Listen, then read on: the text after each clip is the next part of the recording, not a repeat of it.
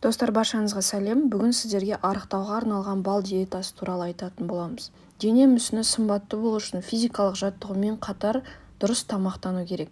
Көптеген адам диетаны тамақтан бас тартумен шатастырады. Негізінде диета дегеніміз тамақтанудың тұрақты тәртібі. Тәтті әрі пайдалы диетаның бірі бал диетасы жатады.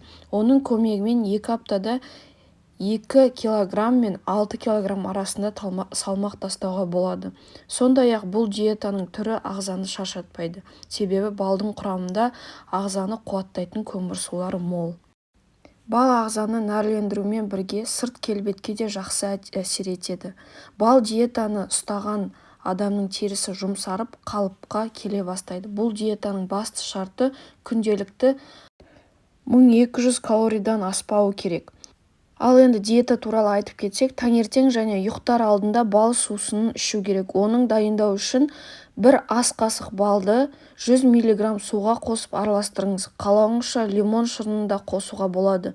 Таңертең тамақтануға 1 сағат қалғанда және ұйықтауға 2 сағат қалғанда ішу керек.